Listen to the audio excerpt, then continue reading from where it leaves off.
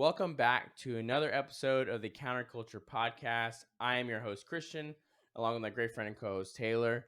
And we're joined by a very special guest. We're very excited having one of our Counter Talk episodes, especially with everything going on, the world going crazy. I think this conversation will be good, it'll be wholesome, and hopefully you guys will get a lot out of it. So we are joined by Jazmine of Family Values TV on YouTube.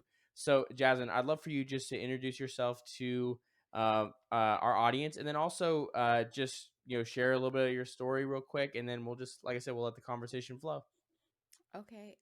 My name is Jasmine. As you said, I have a YouTube channel called Family Values where I basically just try to help our community, especially the minority community, the Black community, to um, to resolve the issue between the nuclear family and to help wives be better wives.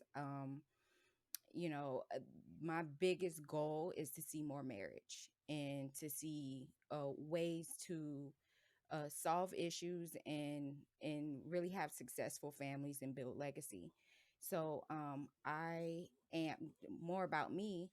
I am 30 years old. I met my husband when I was 22. We got married when I was 24, and I came with two kids out of wedlock.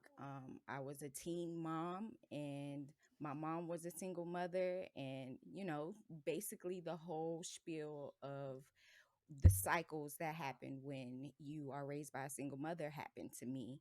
I've had two abortions. Regretfully, I've made a lot of bad decisions in my life, and um, once I met my husband, he kind of opened my eyes to the ills of what the ills of society today and the things that I didn't understand about myself. He kind of was very honest to me, which I remember when I met him, I was like, "You're too honest," and he kind of laughed it off, but it was something right, it was something that I wasn't used to, and it definitely made me a better woman, and it made me recognize and take accountability for my actions. Even though a lot of women today would like to blame society. They would like to blame their parents and everything else. Although I have every right to blame my mom or my dad, I was forced to take accountability and to make a change, because we can't continue to blame everybody around us. We have to, move forward and do something different with our lives. So now, moving forward, we have six children together. That's eight in all. and Awesome. I just teach about submission. I teach about being traditional, and I just want to see families make it, and that's about it. Awesome. hmm Awesome. Well, I mean, there's a lot to unpack there. That's amazing. So, hmm you know, one thing I would love to know, what was the catalyst for you, not only focusing on these values, talking about them, but actually finding the inspiration to start your channel? Yeah. What was it that really got you to say, I'm just going to go out there and kind of put myself out there to talk about these things that matter to me? Um, Honestly, Facebook. Me and my husband are very vocal about our beliefs, and because of that, we got a lot of hate, but we also got a lot of love. As being conservatives, of course, I don't know if y'all are conservatives, but if you are, you understand there's a lot of hate that comes with that, and um, people were intrigued by our values, Mhm. and a lot of family members and close friends would tell us, "You should start a YouTube channel, you should start a YouTube channel." And I've been hearing this for years, and I never took the time to do it. And then finally, God just led me to do it, and I was just very active in the YouTube space, in the comment sections, just listening to the red pill movement and things like that. And I was just like, you know what? I need to start making my own videos. And my husband was like, yes, you do. Let's do it. And we did it. Excellent. That's awesome, man. I mean, because um, for us, I mean, we are certainly conservatives Definitely. ourselves as well. And what's interesting about it, especially from my perspective, um, when you come out, as as conservative or even slightly conservative leaning, right, as a minority person, right, whether I think it's Hispanic or Black American, right, um, it's immediately seen as a betrayal, right? It's seen as what's wrong with you, all these kind of things. So you Uncle know, Tom, all of yeah, them. exactly. Especially for Black Americans. I mean, the amount of vitriol and actual bigotry, right? Right. That comes out for those that don't toe to the party line is pretty incredible. And that actually gets me to something I was really curious about because when we kind of got in the back and forth of you coming on, Jazz, and I did see that you are involved with the Blexit movement Mhm. with where you are. So um, why is that important to you, or how did you get involved with Blexit? How did I get involved? Oh, it was more so my husband. I'm usually just following his lead, but um Candace Owens, I was drawn to her from jump because the things that she spoke about were things that me and my husband would speak about before I even heard of her.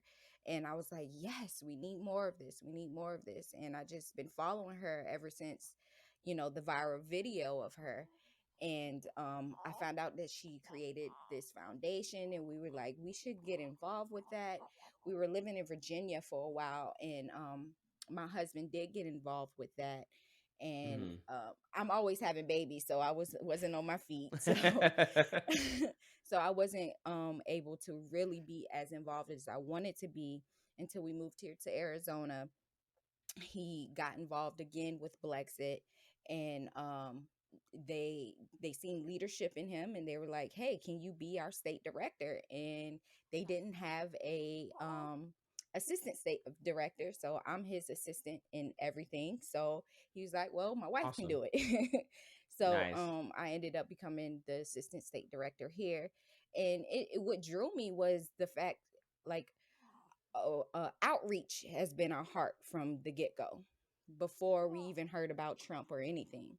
And this was an opportunity to do that because they help, they fund it, and we can reach people and talk to them and open their minds to different values and ways to create wealth instead of depending on the government and things like that. I just thought it just aligned with everything that we believe in, and we were like, Hmm. we need to be a part of this. Okay, nice. And so when was the it was probably it wasn't a moment, but I have to imagine, for you, what I find is like for myself as well, like when you look at either the Black or Hispanic community, the things that are very much traditionally um, thought of in those communities, right, family and community, right, are very conservative values. Hmm. And Exactly. I find it very interesting. I'm sure you do as well. How even though that being the case, right, socially, minorities a lot of times tend to be conservative. That we find ourselves more often than not aligning with more left leaning, whether policies or things in kind of our outward action. Hmm. So for you, like how is it that you kind of um I don't want to say deal with that, right? But how do you approach that, right? When talking to people in the community, right? Do you kind of just go for it and say like look at what we stand for, right? Like these people don't stand for what we care about. Like how do you kind of relay that message to them? Honestly, is the best way, especially from an outreach perspective, it's just to love on them. It's just Hmm. to show them that we accept you, even though we may not like the decisions that you've made or that you're making, or that the way that you're voting or whatever it may be. We love on them. And then through loving on them and creating an atmosphere where they can open up and feel comfortable with us, we educate on top of that. And it's Hmm. not, we try not to make it so black and white, so political. We want you to decide for yourself. We want you to think for yourself. That's the whole point of it. Like, don't continue to just follow what everyone else is doing. You need to look into these policies. You need to understand your rights. You need to understand the opportunities that are here in America, because you are not oppressed. You can do anything with yourself if you just put your mind to it. We empower. It's about empowering the Hmm. people so they can understand that, there's more to life than feeling like you're oppressed or feeling like you can't get to where you want to be. So and then being an example, I think the biggest part of it, because it's ministry to me, my family is Hmm. ministry. So we just try to be an example and just show them what it looks like. And from there, the biggest part is to make relationships. Right, absolutely. I think Hmm. relationship building is the biggest key, and I guess as far as conservatives are concerned, it's been the thing that we've struggled the most with in Hmm. any sort of movement is that at the end of the day, right, it's not necessarily about policy, about all these kind of things. It's about conveying a message, a story to the heart of the person you're talking to inspire them to say, hey, you know what, that's something that I want to be a part of, Hmm. and that's something that the left in general is actually quite good at, is trying to compel these people to take action and do these things, right, Hmm. and to make them feel a part of something bigger than themselves. And I think they have an easy time doing that because these people a lot of times have rejected God in a lot of ways. So they need to find something to they can, you know, something bigger than themselves to put them in, right? Because they don't have the thing, right? Which Hmm. personally I would say is God, right? That it's the ultimate thing, right? That any of us Hmm. can put ourselves, to get caught up in the bigger story. Hmm. But I really love that you guys take that approach because that's the biggest key, and also being an example. My wife and I talk about that a lot. Is because for us we're married now for 5 years, almost six, Hmm.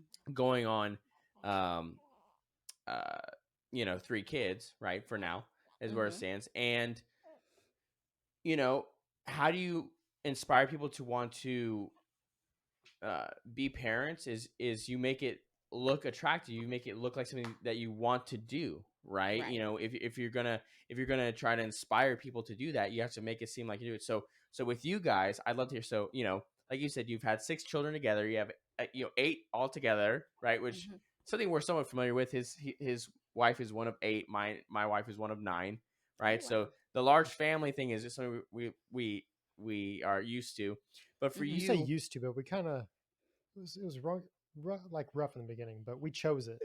I, It you we figure made it a out, choice. right? Oh, Well, yeah, Yeah. ultimately, luckily, we don't live with them, right? I live in my house with my family, right? So we get the break when necessary, right? yeah, Hmm. when we can. With yeah, when we can, right? Thanksgiving's coming up, so we'll see them all. But so what kind of reaction have you gotten? Because one thing I'll say is the thing that breaks my heart the most, right? And this is in an instance having to do a little bit with abortion as well. It's something I'm very, very passionate about. I've been pro life forever, always Hmm. have been, because it just makes sense, right? You would, um, you know, Yeah. protect the life of any human being ever, right? Hmm. And these are things that I know, and I'm sure our audience knows as well, right? The demographic that has been targeted the most by the evil of abortion has been Black Americans. Absolutely. There's no question, right? And I would even, and anyone that knows that there's certainly some intention behind that, right? At least certainly in the beginning. You Hmm. sure maybe you can make arguments about now, but certainly in the beginning it was the intention. And so for you guys, what is it like, for, and also not only that, but marriage, amongst the Black community especially is very low. I think it's, what is it, 75%, I think, of Hmm. children are born out of wedlock, right? And we've seen the Black community be destroyed by this, Absolutely. right? There's no question, right? And and Hmm. and, and the Latino community is not far behind. It's about 50 something percent, you know. Hmm. So you know what kind of conversations do you have with people, right, when they see the large, beautiful family that y'all have? What do they what is the sort of conversations y'all have and the experience y'all have with that? Usually, when people comment on our big family, it's always like, "Oh my God, all of these are yours? How old are you?" They're all yours. How old are you? And I let them know how old I am, and they're like, "How old are your kids?" And then they realize, like, "Oh wow, they're like 4 months apart." I mean, not 4 months apart. Excuse me, 12, 12, 14, 16 months apart, and it's like, wow, you're just having them back to back, and they're so well behaved. How do you do that? And it's like, ma'am, it's not as hard as it seems, because a lot of times people think that because they have their one child or their two, they're like, it's hard for them because their children are bored, they want a playmate. When you Mm, have multiple children, they keep each other company, they help each other, and then I have, as they get older, they help me with chores. Yeah. It mhm. ends up, in the beginning it's a little tough because they're all little, but as they get Yes. older, they help each other, they learn from each other. And me being home is the biggest thing, because a lot of people are coming from the perspective of, I have a 9 to 5 to get to. How do you take care of all these kids and give them all the adequate attention that they deserve? And it's like, because I'm Mhm. home with them. And that's another thing that I push very hard, that us ladies, especially with children, we should be home with our babies because they need us. For one, we need to be protecting them against what's Hmm. happening out here in these public schools. Society is Right. teaching them Right. everything backwards. We need to be their first influence. We need to be at home taking care of them. And society tells women today that success means a career, success means Right. working outside of your home. And my Mhm. biggest thing is to push, success is having a healthy family. That is what success is, having Mhm. family and legacy to leave behind. And so when I have these conversations, excuse me, when I have these conversations with people, and they just be like, "Oh, I just couldn't do it." And I'm like, "Yes, you could. You really could. If you got married, if you stayed home, it's actually very, very much so doable and actually easier. My life has gotten so much better. I mean, as a single mom, oh my god, I was working, I was working at the state hospital, and I would do a lot of overtime, and I worked at night, and I never got any sleep. And my Mm. kids were always sad when I left because they never got to see mom. And when they did see mom, I was a zombie because I was so tired, and I was angry and bitter and annoyed with them. So many women don't realize the benefit it is to stay home. They think of staying home as slavery and something that's gonna just ruin their whole social life, and it doesn't. I mean, Right. It's the height of oppression and all these kind of things, right? absolutely. They feel like, it's just slavery. It's Yeah. just, and then the fact that I don't allow my husband to pick up a dish. I don't, he doesn't change a diaper. And and when they hear about these aspects of my life, they're like, what? This is 2022, girl. What are you Hmm. doing? You could do so much better. He needs to be helping. He is helping. He's funding our life. What do you mean? Yeah. We live off of him. So I think a lot of these conversations end up in an argument. It ends up in shaming words, or you need to be doing something for yourself. And this is for me, taking care Mhm. of my family. And I think it's just, very important that we push this, I don't want to call it agenda, but this lifestyle, because Right. it builds families, and the families is the cornerstone of community, is the cornerstone of a nation. Agreed. Well, it's funny because not that long ago, this was the traditional family. It's only until the recent, like, what, 70s almost onwards The that, 1960s, yeah. yeah, that Hmm. things shifted and it was all pushed. And you could say why it was and what were the reasons, but now it's the mainstream and this is the norm. And now if you go against it, now it's like, oh, you're crazy. It's Right. Well, it's not these Hmm. altruistic reasons that people, they right. talk about, equality or women's liberation, right? At the end of the day, right, all they cared about was getting an increased amount of the tax base, right? Because they saw, hey, there's a whole population of the country that we could actually get tax revenue from, right? And under the guise, in my opinion, right, of feminism and things like that, right? They push it to where all these women are shoved into, the widget factory, right? Hmm. and doing the same thing as men are, when the reality is the greatest thing a woman can do, right, is be a mother and have children, because Absolutely. only she can do that, right? And what's funny is, when you were describing how a lot of those conversations with women turn into arguments, what I think that stems from, and you probably agree with this, is that for them, there's a lot of pain associated with the conversation, because I think especially nowadays the effects of feminism are starting to wear off, to where, when you look at women that were, whether it's boomers, a little bit later than that, right, Gen Z, right, you have the um, situation where, um, you know, they're starting to realize that everything about what they knew was a lie, if that makes sense, Uh, Jasmine, are you still with us? So, but yeah, yeah. So what I was saying is that, I think those conversations you have just stem from pain, because they realize that everything they were told was a lie, right? Exactly. Because, and this is something I say all the time, right? So our listeners will be annoyed by me saying it again, probably, but it's not that a woman can't find success, right, in certain things, whether it's career or whatever, right? I don't even say you can't do that, but to pretend that you will get the same level of Fulfillment. fulfillment, yes, satisfaction, and sense of purpose from a career is just a lie. It's just not the case. I'm sorry, right? Mm-hmm. I'm sorry you were sold that bill of goods, right? But the truth sometimes is painful, but it's better to know that truth and to try to do something about it, right? Hopefully, if you can, right? Because sadly, unfortunately, there's a time clock involved, right, biologically, Before it's too and late. Mm-hmm. yeah, and there's nothing you can do about that, right? And so that's why, for me, I say the same thing that you talk about, right? It's that I tell people, like, get married, have babies, right, and do it as quickly as you can, right? Mm-hmm. And I find it funny when people are like, well, I want to get myself established. It's like, look, there's never a perfect time. You just got to do it, right? And Mm-hmm. you will figure it out, and we talked about this on our show, that both of us have gone through seasons of our lives where we financially struggled a lot, Hmm. trying to be both young. I was 23, and my wife was It's not the 21 when easy we got path. married. Yeah, you were 24 and like 24 and 22. she was like 23, Yeah, 22. so we Yeah. were really young, right? And we were broke and all this kind of stuff, and there were times where we weren't sure if we were gonna make it, whether it's rent or whatever.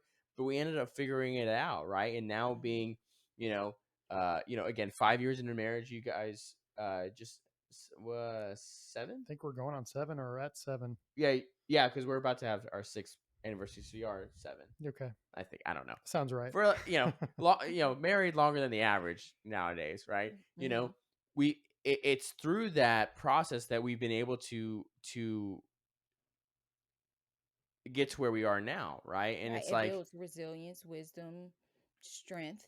absolutely, a hundred Mm-hmm. percent. And you know, my wife and I've had this conversation too. Is like, could we have had maybe a financially easier time or whatever, uh if we had waited to have children? It's like, maybe, I don't know, it's like an alternate world where we never know.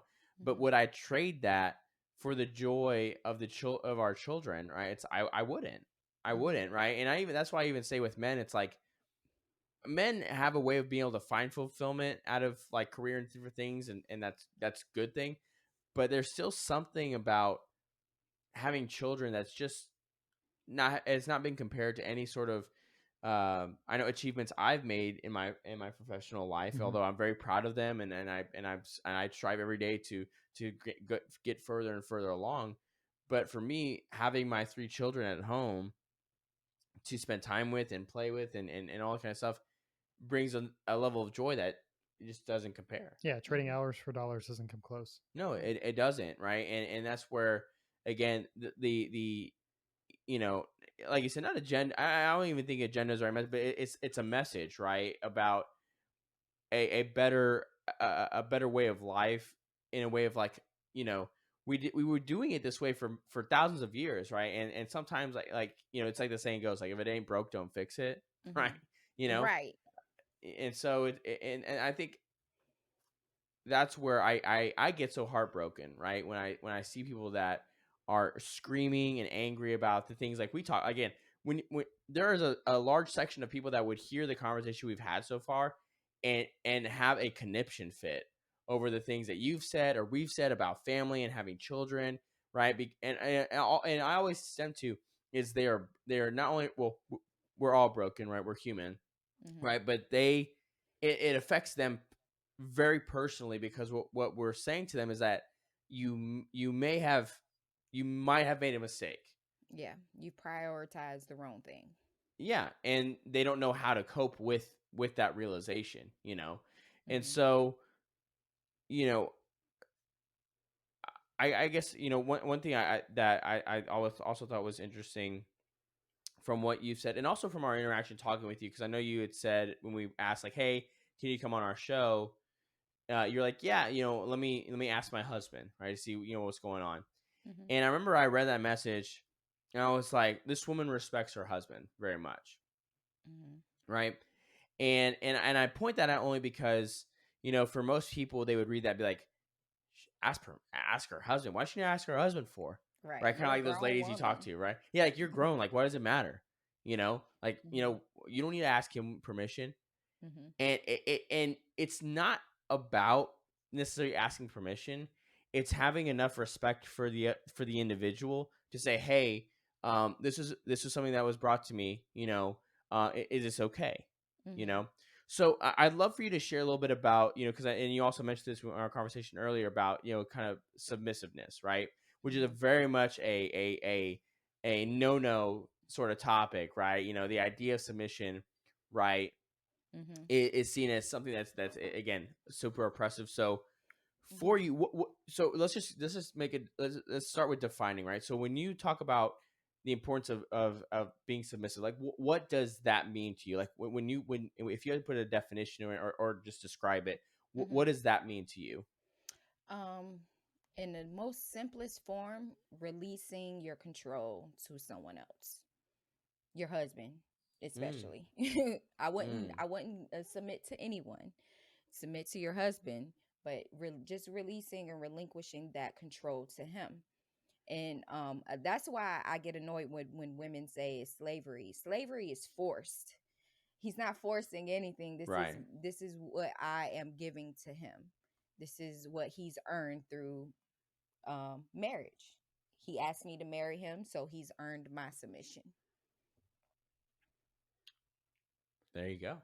Hmm. That was good. That's well Yeah. put. I mean, I've never heard it explained like that. Yeah, I think that was interesting because, again, with where you how you put it, Justin, is that because he was willing to make the commitment, saying, I'm going to, right, commit myself to you, right, in turn he has earned that submission. I think that's a great way to put it, because, again, for the modern person, right, when they hear submission, they think, oh, so you're like a doormat. It's like, no, that's not what we said, right.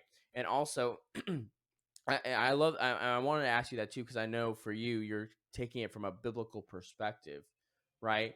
Hmm. And what's important about that, right, especially for those that, especially if you're listening, that may not be someone who's religious, right?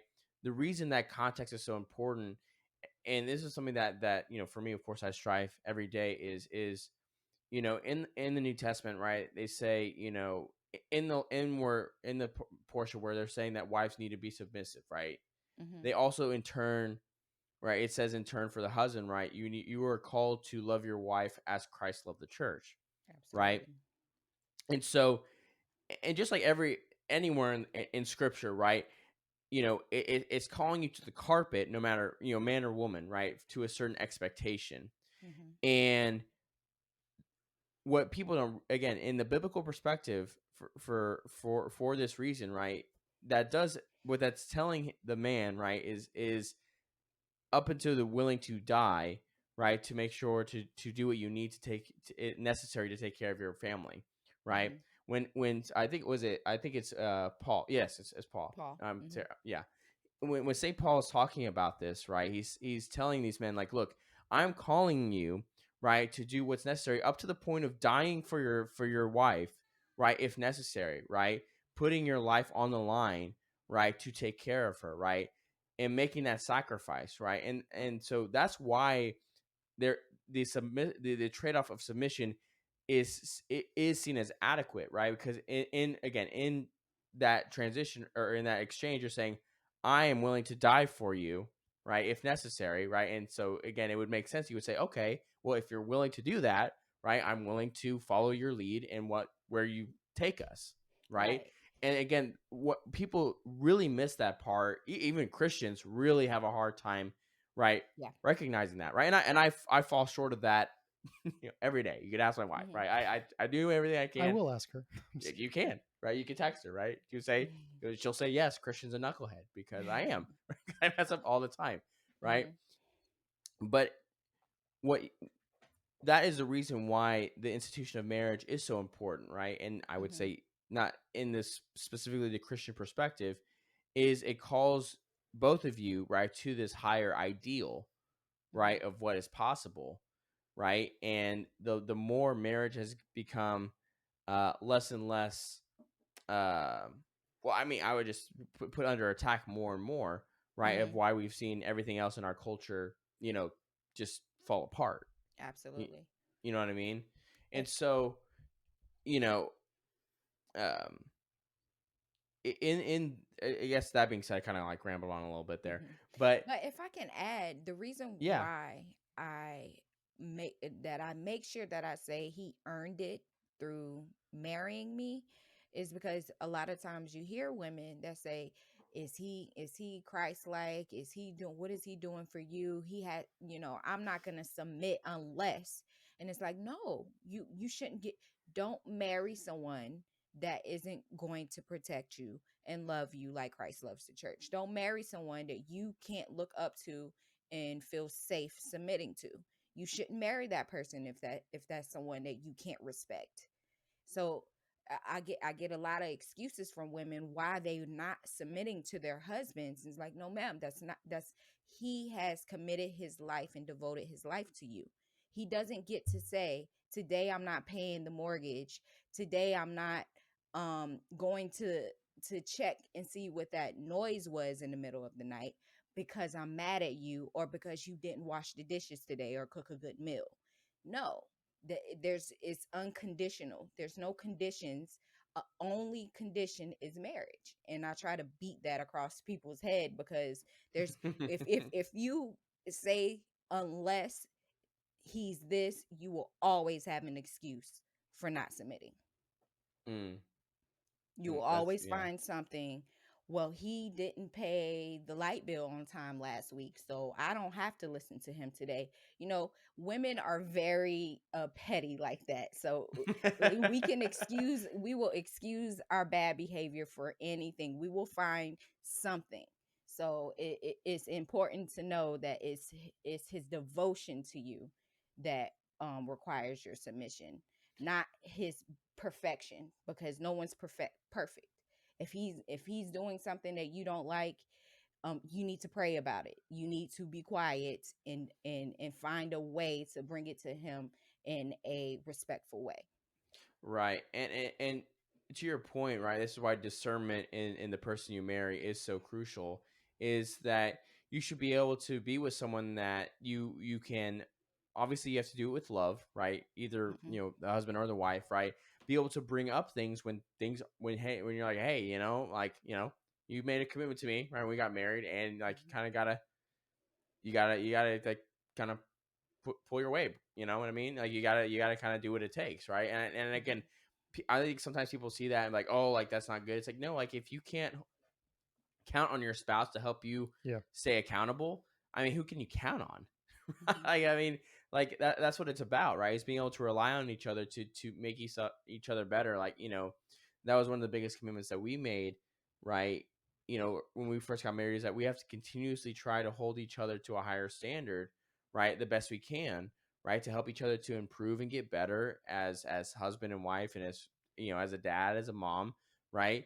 And you can only do it with someone that is aligned with you, right? Like the best analogy I had ever received, right, about marriage is that you kind of see, it's like a triangle, and you and your spouse are the two bottom corners, and God is the top um angle at the top, right? Absolutely. And and the whole goal, right, of marriage is that you guys are moving in one direction, right, towards the same goal, which, for Christians is heaven, right, ultimately, right, Mhm. to be with the Father. And so, you can only do that together, right? Because if only one person's moving, right, you guys are getting farther apart, right, and things are not going to go well. And so Mhm. it takes the right kind of spouse to be able to do that, and that's where, discernment, again, is so crucial, and why, for us, I for any young man that I have in my life, right, or anyone that is listening to, it's important to do everything you can to be virtuous, right, to Hmm. do the right things starting now, right, starting now when you're single, to be the right kind of man that's going to attract the right kind of woman, right, in Mhm. your life. The only way you can do that is to be the kind of man that's going to Hmm. attract her, because there's all kinds of marriage doomers in the world now, right? Especially men, and I get it, right? A lot of time, I really do get it, right? When Mhm. you look at the no fault divorce, and everything like that, that has in a lot of ways hurt men, right? Because in a lot of ways, right? It's very easy for a a woman to be able to take everything that you got, Yeah. and you know so what do you do, right? And that's where I say, like, if you're gonna try to find, you got to find in a church, right? You got to find a godly person, right? Mhm. That's an unpopular opinion, right? But that's just the reality, right? Because when you look at strong Christian communities, right, you see marriages that are 20 and 30 years long, right? They have multiple children, right? They have good lives. And do they have, are there divorces here and there? Does that happen? Of course, because we're humans, and we're fallen, and we're sinful, and bad things happen sometimes, right? Mhm. But it's in those communities that you're going to find what you want, which is someone that you can rely on, right? And because you're being held to a higher ideal, you know what I Mhm. mean? And so, for you and your husband, Jackson, when you're doing the outreach sort of stuff, especially um when it comes to the marriage, right, and having children, Mhm. right, you know when you're speaking to young people, or I don't know how often you are in front of groups of, like, maybe more single individuals, right? But what's the sort of reaction that you guys get when you are talking about these things to, like, single younger people, right? Like, Mhm. especially if they're a minority, but whether they are or not, Mhm. what's the kind of reaction that y'all get when you are trying to relay this message of these traditional, sort of values? Well, through Blexit, we haven't quite had the opportunity to really go into depth about that.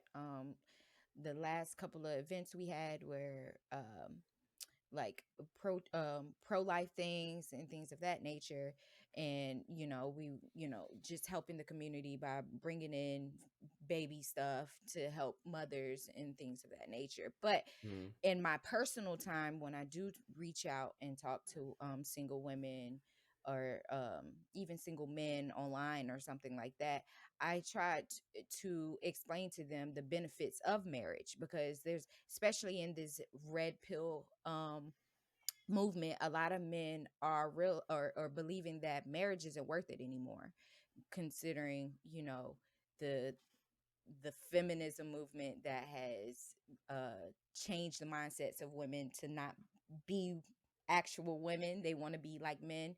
And then this what do you call it, MGTOW, I don't know what it's called, but this new movement where men are going overseas to find a more feminine woman. When I talk to them, I more so explain to them the importance of marriage and how that helps you create legacy, how that helps your health as a man.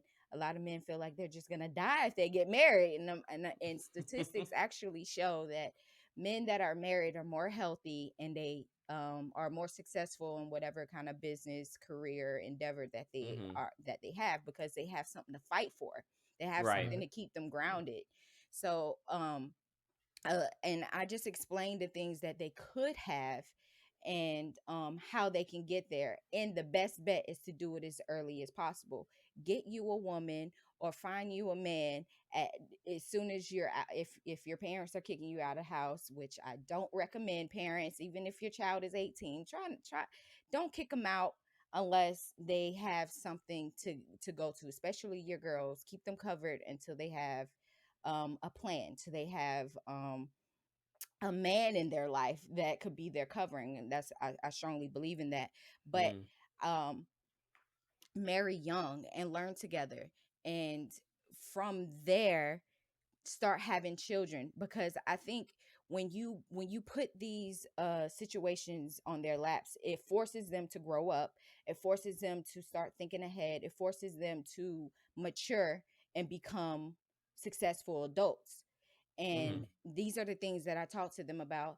Some people don't want it, but then some people see my life and see my family and see, you know, the things that we're doing together, and they're like, well, I actually do want that, but I just don't know how to get there. And a lot of times, especially when I talk to men, I let them know that they're gonna have to accept the fact that in the West, you're probably not gonna find you a ready-made wife. You're gonna have to understand that a lot of these women have been programmed to be anything other than a wife.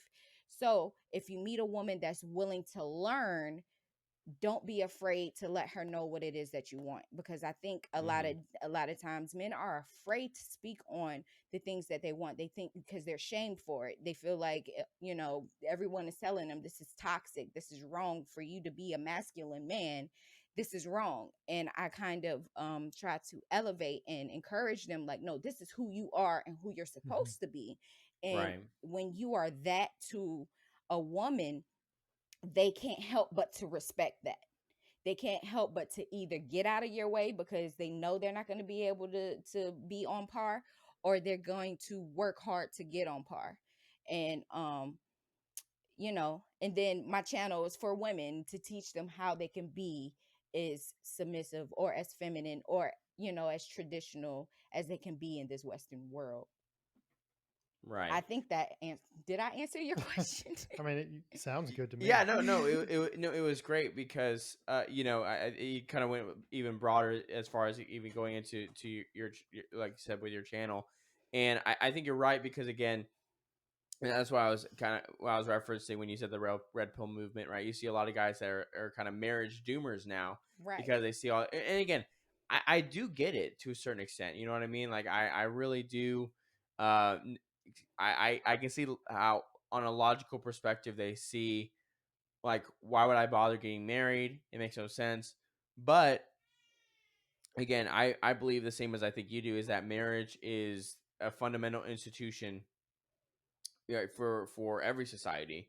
And as again, because again, if you could stem back in the United States from the 1960s, right, all the way to now, right, the whether it's marriage rates and then also the rates of having children, slowly, following that trend, right, going down, down, down, down, down, down, down, and look where we find ourselves, where you're, like you alluded to, I think earlier on, right, all the kind of craziness that they're teaching children now, right, Mhm. we find ourselves here because of that, right, Right. because of the breakdown of the nuclear family, because of the breakdown of the value of marriage. We find ourselves in this place where you know we don't know left from right, up from down, right, what is a Identity woman. crisis.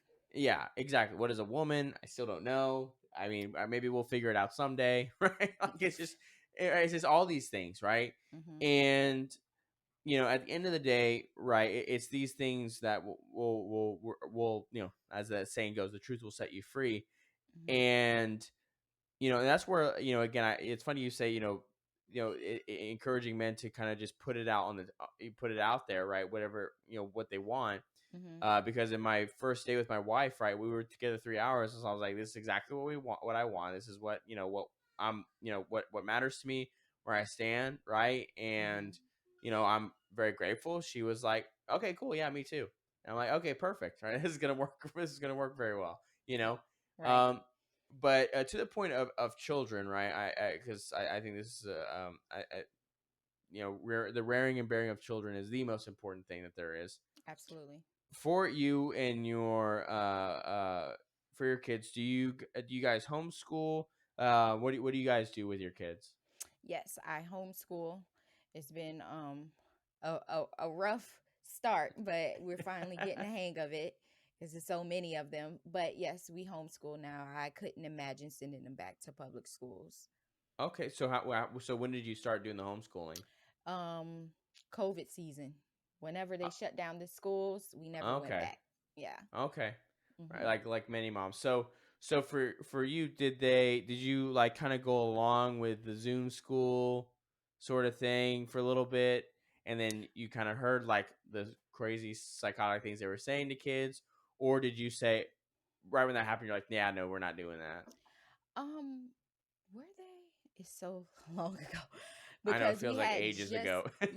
yeah, we had just moved when it happened. We had just moved, so they weren't in school anyways. Mm, And then yeah, I do remember we enrolled them for a little while, and I didn't hear anything weird or anything like that. I just didn't like the invasion of privacy. I didn't like that somebody's teacher was in my house or had a camera to see in Yeah, my right. house. So right.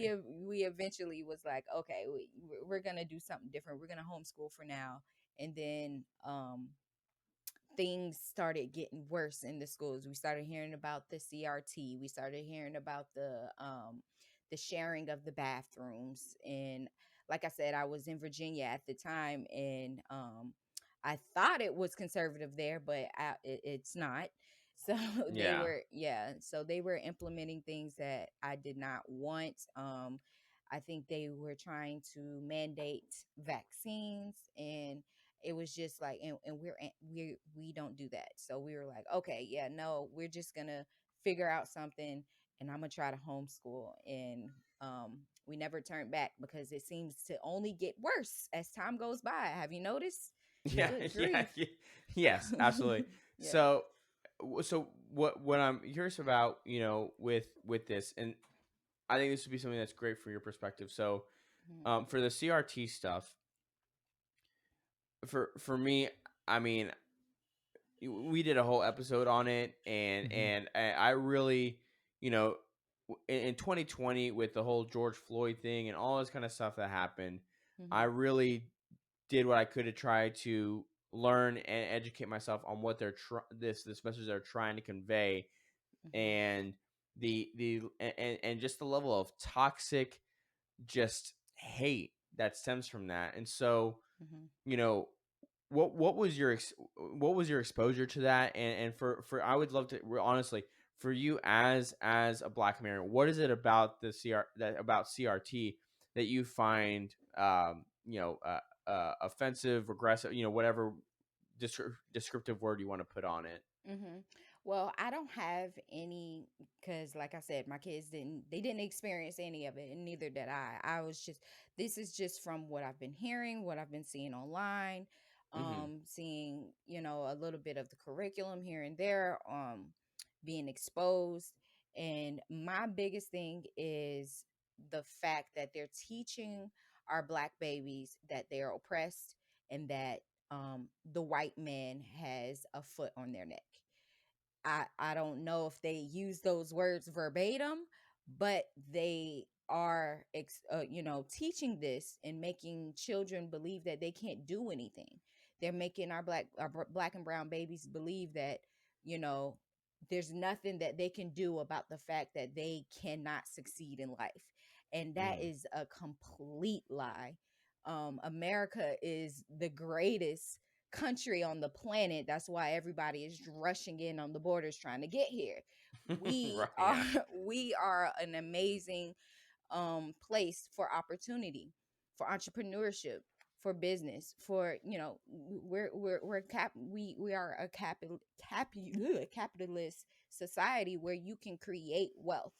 And that's what I want to teach my children. I want to teach them that anything they put their mind to, anything that they work hard for, they can succeed in. And that I felt I don't have hands-on experience with CRT, but from what I've been hearing and seeing, I don't believe that that is something that is going to be good for our children. They're going to feel inferior to someone just because of their skin color, and that's a big no for me. I've had an Hmm. experience when I was a single mother. I left my oldest daughter with my mom for about 9 months, And when I finally got her back, me and my mother don't talk anymore. But when I finally got her Mm, back, my mother was putting into her head that because she's darker, she has a darker skin tone, Hmm. that it's not pretty. And it broke my heart wow. because my daughter would say, because I asked her, does she feel pretty? She said no. And then I asked her why. She said she wishes she was my color because I'm very bright. I'm a very bright skinned woman. And I'm like, why? You have melanin. It's beautiful. You have protection from the sun. I burn in the sun. You don't have to burn in the sun. Hmm. And I was just trying to lift her up. And from then on, I'm just like, this colorism stuff, it's just something that I will not accept for my children. They're beautiful brown babies, and if anyone has a problem with that, they're gonna have to see me. And I felt like CRT was one of those things that I'm just not gonna have it. You're not gonna make my children feel less than because of their skin color. We're way past that. This is 2022. Yeah, 100%. I mean, I couldn't have put it any better. I mean, because especially what I find so offensive about it is that, like you said, it's taking the power away from these young children and being able to define their own destiny, right, as individuals, right, and I would again to go on a spiritual level, right, as being made in the image and likeness of God, right, they do have the ability to do anything, right, and to try to Absolutely. steal that from them, right, is so immensely evil. Hmm. It's incredible. And for myself, right, for me, I have, my wife is white, and so our children are mixed. And for me, when you get into this racial essentialism game, right, it gets very, very uh dark very quickly, Right.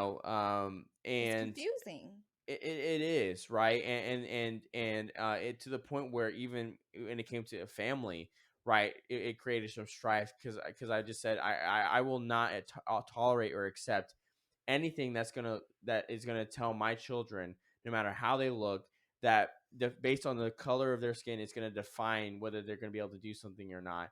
Like I'm not gonna play that game, right? Hmm. Because it's just it's completely unacceptable, right? And it's evil, right? Because I mean, Right. again, like you said, like for your daughter to think just because her skin is a shade darker, right, Right. somehow makes her inferior, right, or less beautiful, right, is just it's heartbreaking, right? I mean, Yes. the idea that we would allow that to be acceptable is just insane, right? And my biggest fear with it too is that it's going to actually create more racism, because Absolutely. it's trying to just to draw these harder distinct lines between people's skin color, right? And so, with all the progress that has been made, right, since the civil rights era, the actual positive progress that has been made in that time frame, to just take that back several decades, Right. right, is going to turn, right, these white, young white men, right, who are also just reality are a group of people that feel totally dejected by society, right, which is very dangerous, Hmm. right, is going to breed this feeling of hatred and actually create more racism, right? Absolutely. You're gonna create little racists running around, because if based on CRT, if black and brown children are told yes they're oppressed, right, but we're going to give them favor, right, because of this, right, and you're going to look at the face of a white, little boy or little girl and say you are an oppressor, right, you're an evil person, right, the,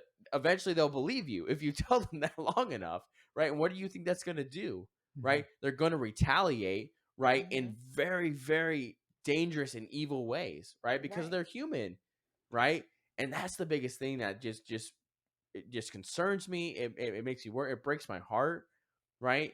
Hmm. You It know, can and create do what? division. It will create division, more Yeah, division, Hmm. and right, jealousy.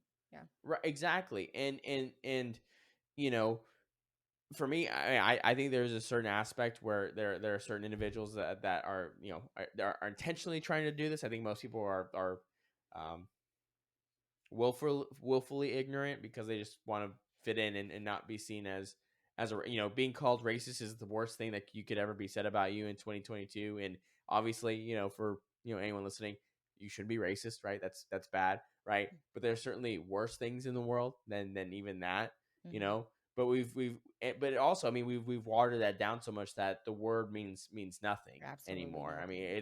it's worthless because everything and everyone is racist, Mhm. and Mm-hmm. when everyone is racist, nobody is at that Right. point. And then what kind of society do we live in, right? Mm-hmm. One that is skeptical of their neighbor, and not trusting, and you know, we see what that does, and so one thing I also was very curious about, right? I guess because this is one of the biggest things happening right now, right? News wise, I guess, is that uh, as of yesterday from this recording, President Trump has announced that he is running again, right?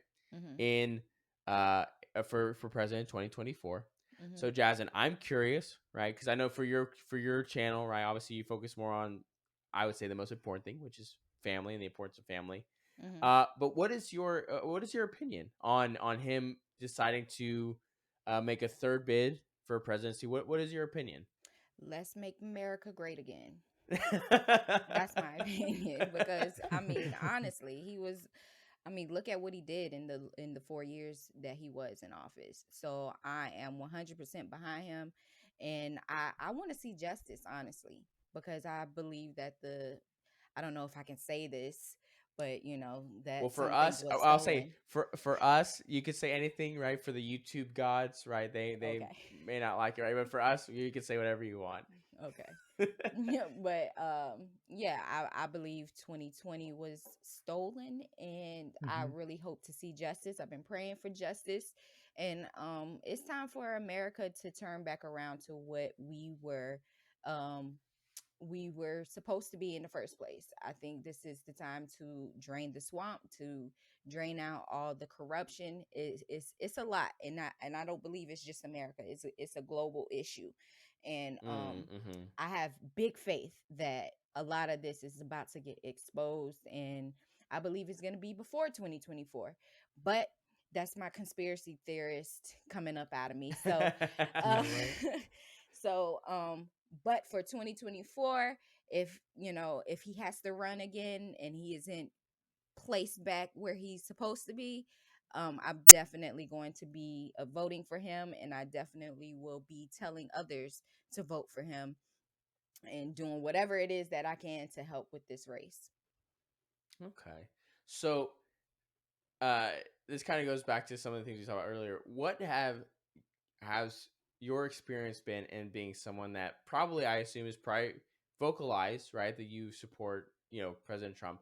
Hmm. What has been the reaction you've received, right, in doing that? I've lost friends. I've lost family. I've been called every name in the book. I've been wished death on, rape, all kinds of things. Like, people truly are deranged when it comes to this, and it absolutely makes no sense. That's why I am convinced that it's brainwash, that it is literal brainwash that's happening. That's why I do not turn on. I haven't.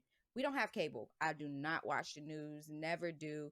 I Mm-hmm. I barely even I used to watch Fox only. I barely even watch them anymore unless, there's something that I want to look into or something like that. Right. But I don't watch the news, and I see that there's a lot of ignorance going on, and it's heartbreaking, but I the people have been I've lost so many people, and it's made me a lot stronger. It's made me not need anyone but God. So I'm here, and I'm very vocal and bold about whatever it is. And the biggest thing that made me a Trumper was his message for pro-life. I'm a huge pro-life advocate. Um, I do everything I can for pregnancy centers in my area. I volunteer at a place called Choices. But it's that is one of the most important things that I think we need to be fighting for are these babies. These is complete genocide, especially considering, like you said earlier, for the Black community, we are being targeted, and no one wants to hear that. Every time I bring this up to family members or to the people around me, because I'm around Black folks, or at least when I lived where I was living, when I talk about these things online or whatever, they feel offended. Like, why do you have to point out that we're having the most abortions? And it's like, it's not to say that y'all are the most effed up. It's to say that this is the systematic racism that y'all keep crying about. This is Mhm. what that Right. is. Right. This is what you need to be fighting for. Our babies are dying. We our population isn't growing. That's an issue. We Mm-hmm. won't be needed for the polls anymore. They're not gonna pander to you anymore in a little while, because your vote won't even be needed, because we're not growing. So I just think um I just think a lot of people, especially after what year was it? Especially as of lately, people are starting to open their minds. They're starting to see what Biden is doing. They're starting to see the turn on our children, because they're starting to mess with our children now. That's when people are starting to wake up and like, hold on Right. now. Right. Because at the end of the day, like you said earlier, the Black community are at heart conservative. They are. Mm-hmm. And they're starting to recognize that now. And I believe a great awakening is happening. Right, absolutely. And I think, what's funny about that, and that's where you saw even in these abysmal midterms, is that, for minorities, right, you saw overwhelming number of them, right, percentage wise, starting to kind of to peel off, right, from voting Democrat. Because I think, again, partially because President Biden has been just so god awful. It's been so terrible Hmm. that they're like, oh my God, I will do anything for this to stop. I will do anything for my grocery bill to not be so high. I will do anything for gas prices to go down. Right. I mean, people are at the point of desperation for them to take a moment and say, maybe what I thought was probably wrong. Yeah. Right. And, you hate to see it that way, because obviously, like, there are some people like Mhm. us that are like, we told you this was going to happen, right? But you were, you know, again, you were in this deranged psychosis of, Trump is Hitler, right? Hmm. And everything's terrible and blah blah blah and all these kind of silly things, Yeah. right? Anybody better is better than Trump. Right. And it's like, well, I don't. Are you sure? Because Yeah. I don't think you would say that now, right? And Exactly. anyone was honest, right? They would say that that's not the case.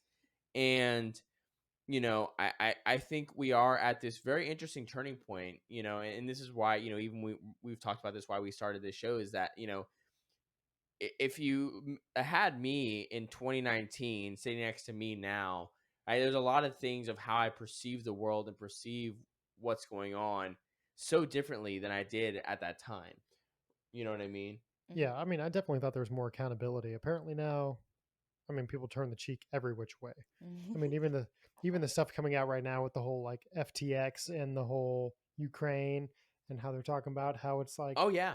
just giving tax dollars and coming back all around, and the money's washed going Oh back yeah. into the Democratic Party. Oh yeah. Even if you believe such things or don't, the fact that there's a whole half, if not more, of the population that just is choosing just to be like, I well, don't care. even if it is true, it doesn't matter. Yeah. I'm like, Yeah. wait, what?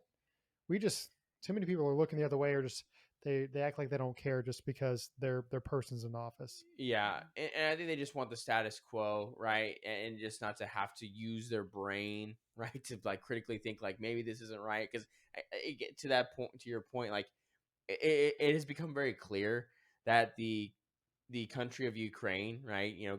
God bless people that are there. Sorry those things are happening, all that kind of stuff, right? To get that out of the way, is that country is nothing but a money laundering machine for the political elites of our country, right? On both sides, right? Because there are plenty on both sides that are terrible and awful and don't care about this country, but care about enriching themselves. At our, at the um, at the expense of not only us, but then innocent people around the world, Yeah. right? I mean, it just, again, I mean, people make those funny jokes about, like, I don't know if you've seen these on TikTok or whatever, but like people will say um, like oil was found on Mars, and like they'll be like, and they'll be like memes like, did someone say oil? Right? It's like a bunch of like F-18s ready to take off Flying and to invade Mars. Mars, right? Like we laugh about those things because they're like, there's like a level of truth to that, right? It's like It's I to the think point where all you can do is kind of laugh at it, because if you it's look just back through history, ridiculous how now. many Yeah. wars have we been told we're going for one reason, but through history we find out there's different agendas or motives? Absolutely. I mean, if you look at like things like Vietnam, right? Like the what was the I'm trying to think of the what was that I can't remember the name of the instance that got us involved um in Vietnam, but it was revealed, I mean, I think several years ago, that like, yeah, that was basically like, yeah, we set that up so that we could get involved in that conflict. And it's like, come Yeah. on, man. And so again, like you see that stuff, you're like, how. And again, all I need to see is one of those examples. And this is why it gets frustrating with people sometimes. It's like, I just need one example of them lying to say, well, if they lied about this, like, what else are they not telling the truth about? You know what I Yeah. mean? Right? And it definitely came to fruition with the whole, um, you know, medication, right? To put it, plainly, right? This past few years, it's like everything, right? And we talked about this a Mhm. couple weeks ago. Everything they told us about it was a lie. Every single thing was a lie. And how many people lost their jobs, lost their life, lost their healthy living? Friends, family had to say goodbye to loved ones through Right. Like phone screens. right. Yeah, How everything. many people have suffered, right, to uphold this lie? I mean, Or it's just to it's support the millions. narrative, just because they keep moving the goalpost, and it just Right. changes. Well, again, the funniest thing, right, is in the beginning, right? And I had to point this out just because it is so obviously blatant, right? They talked about how minorities were the ones that were at the highest risk, right, in the beginning, right, because we were not, right, percentage wise. We're like, I ain't doing that, right? I'm not. I don't know what that thing is, but just keep it away from me. I'll take my Been there, chances. done that. We're Yeah, not like, I'll doing take it my again. chances, right? Especially, yeah, you want to talk about the Tuskegee experiments, right? You want to get into all those kind of things, right? But not even that, right? And then to see an article like a few months ago saying, well, now white Americans are the ones that most at risk of dying and not minorities, and we can't figure out why. It's like, I wonder what it could be. Like, what could be the one principal factor that could be the reason why there's that inverse effect, right? We know why, but you can't say it, right? Like, we Mm. say it, right, on YouTube, you get, we'll get like, banned or whatever. We can never make a video again, right? Because it's against, their policy or whatever, Mm. right? But it's the truth, right? Yeah. And Well, I think that's what I like about what Jasmine was saying earlier, is that you were talking about how you're not necessarily, when you're with these outreach programs in this ministry, as you were calling it, you're not pushing just black and white. It's not just political. You're just trying to get people to be free thinking and critical thinkers. And once you just kind of start to get them to use that mindset, they figure out the rest for themselves, or at least hopefully. You Yeah. kind of show them how to think, right, and then they do the truth searing for themselves. They Mhm. realize, I've been just blindly following this for how long? And I think that's honestly the only way you can go lately, is because they're yeah, so far removed from what we view as reality that they'll believe anything. And that's where the humor and the TikToks and the social media memes come in, is because that's all we can do is joke about it. Because if you even say you're on the other side of the aisle, then you lose those family members. You're ostracized. I mean, you're barred and banned from even trying to come into the circle, I feel like. Right. There's a lot of down low conservatives. They're Oh, you just have oh to afraid. be. yeah, Yeah. that's and that's what, and that's one thing, for us, we have to try to help people to do, is like, I understand, right?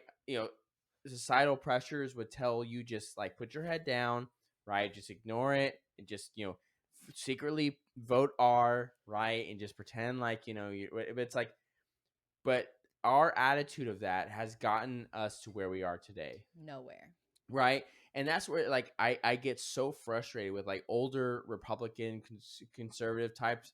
They're like, I don't understand how we got here. It's like, we got here because y'all would not say anything. You would just say, I'm gonna mind my own business, right? It's not affecting me, Hmm. whatever, right? And now they're trying to mutilate your grandchildren, right? Because that's about the age of what those where those people are, right? Mm-hmm. I was having that conversation with my mom. It's like, for so long, no one wanted to say anything, right? And now we're here, right? And again, the more we try to play this down low, the silent majority, which I get, right? We don't need everyone to be politically outspoken, right? We Mm-hmm. don't, and that's okay, right?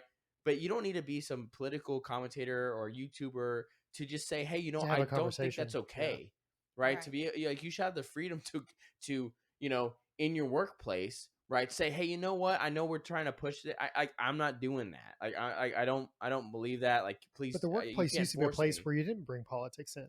Well, they encourage you not to, And right? now if you don't like agree to the one side, then you're almost like losing your job. And I think that's why so many people Right. stay down low, is they're afraid to Well, lose yeah. their livelihood.